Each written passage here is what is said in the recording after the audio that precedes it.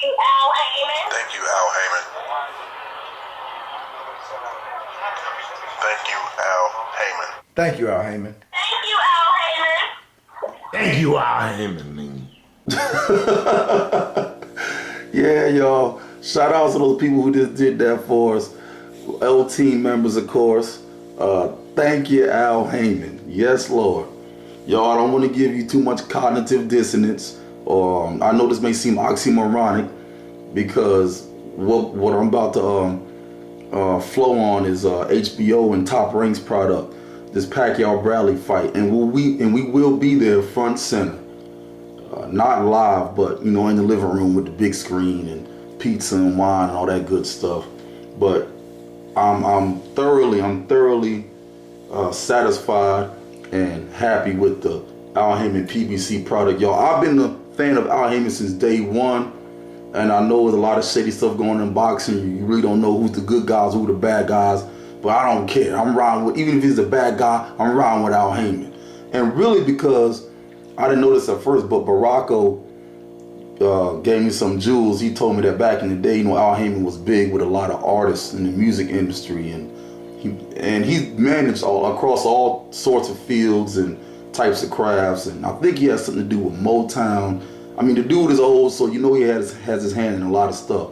But anywho, to the point of this video, y'all, Pacquiao Bradley 3, the rubber match.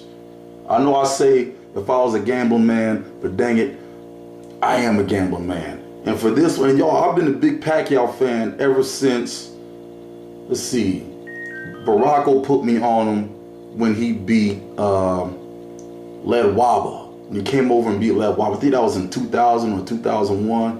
But ever since, I said, wow, that dude's amazing. And I rooted for him in most of his matches. Except for the one in Mayweather, I was neutral. I made the best man win. And I put bets on both Pacquiao and Mayweather. Thank God I put larger bets on Mayweather because I finished out on top. But anyway, in this one, there's going to be another scenario. I'm a Pacquiao fan. I'm a Timothy Bradley fan. And I'm a fan of good boxing. I'm a fan of warriors. Y'all know this. So I can't help it. I got to put bets on both of them. I'm just leaning a little bit towards Bradley on this go-around, y'all. The rubber match. Now, I honestly do think that Pacquiao beat Bradley in both Bradley-Pacquiao 1 and 2 for my scorecards. I think Pacquiao actually beat him in both matches. But Pacquiao mama better have some serious voodoo for this one. She better have some serious roots for this one. Because based off their last performances, Pacquiao versus, I think his last performance was against Mayweather. Dang. And I know he's been trying to get out that contract with Arum, and he probably wanted to fight some other dudes and pass the torch and make more money, and I know all this stuff is going on, but he's a millionaire, he'll handle it.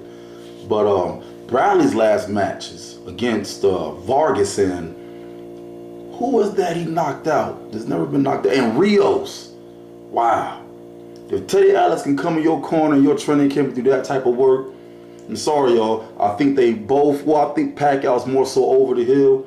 He still has some speed, but it's just Pacquiao, man. Everybody, I mean, the gig is up. The gig is up, Pacquiao. You've been figured out. I mean, you still unorthodox and stuff with the angles and stuff. You throw punches, but you've been slowed down. You're out your prime. You've been knocked out cold turkey on some Sugar Ray Robinson, Archie Moe, slumping people for 30 seconds at a time. Rocky Marciano just hitting you and you slump. They got to use smelling salts to get you up. And Bradley, now that he knows how to throw them punches, and he got Teddy Atlas in there talking trash, I'm really leaning towards Bradley. They both know each other well. They've fought twice. Now that Bradley knows how to throw a powerful right hand, and he knows how to torque and boom, land it just right. 10 Players did an excellent video on it, by the way, y'all. Check it out. Where he's showing how if you're using the hammer and using it wrong, but if you take the nail to the... He was comparing that to how Bradley's all cut up, all this muscle mass, but he punches like a pillow early in his career. But as soon as Teddy Atlas got in his corner, I mean, he knocked out the almost seemingly impossible to knock out Brandon Bam Bam Rios. You know, TKO'd him, stopped him. And to be honest with you, y'all, we know Pacquiao's quick. We know he's a southpaw, but you know how he rushes into danger. I mean, his offense is his defense. He got that quick in and out footwork. And if you study him, you can kind of time him, just like Marquez did. And he has a few punches to look out for. You know, the straight left, the right hook. He dips Boswell, and he didn't. And at least according to the last Mayweather fight, he wasn't throwing those punches in bunches, those 12, 13, 14, 15 punch combos like he used to get folks out of there. Hell, he had to run down Algieri just to catch him and knock him down. And so you see, he still got pop, but someone that's skilled and someone who's skilled like a Mayweather and Bradley is skilled, and Bradley has that piss in his veins, that piss in his blood to be like flush it. He'll sit down and throw with you. But this Bradley, let me just get to the thesis statement. I think that if it's not going to be any knockdowns, then it's going to be a knockout. I think once they get in situations where they're supposed to say flush it, they're going to swing and trade the new and improved Bradley with Teddy Atlas. I think he may put Pacquiao on the stretcher. He might starch him out. We're going to see, though. I'm betting on both fighters again. I love both of them, but I'm going to put a higher edge on Bradley, y'all. I'm going with Bradley on this one. Pacquiao, we still love you, but you're over the hill. Bradley, I think you still got another few years of your career. You got a title, and hopefully after that, we'll get y'all jokers in there. We'll have an undisputed champ. Even though I do think Kell Brook is the best right now in the welterweight division, but you got Earl Spence and you got Terrence Crawford probably going to come up after a year or two.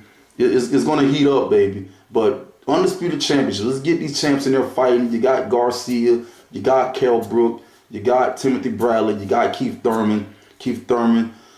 Whew. Well, I've been a little upset with you as of late, but heal up your shoulder, man. Whatever excuses you got to do to train extra and get your mental right, do that, because we don't want to see you come in the ring broken and come out with excuses. We want to see you give it your all. And we want to see what you got, baby. Shoot your shot. Sean Porter. I mean, welterweight is going to be crickling, clackling, banging, slamming. And you got the dudes coming up from 140, such as Postal, Broner.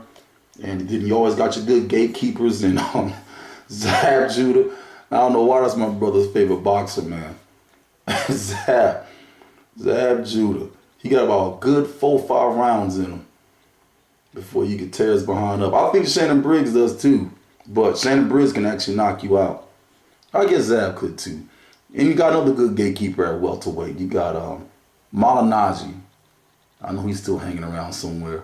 But anywho, y'all tell me what you think. Hope y'all watch the fight. We all gonna be talking trash before and after. Thankyou Al Haymon. Shoot. Thank you, Al Haymon. And we love Bossy. Well, I can draw a little, but I'm mostly concentrating on fighting. I'm busy knocking out all of these bums. I don't have time to draw.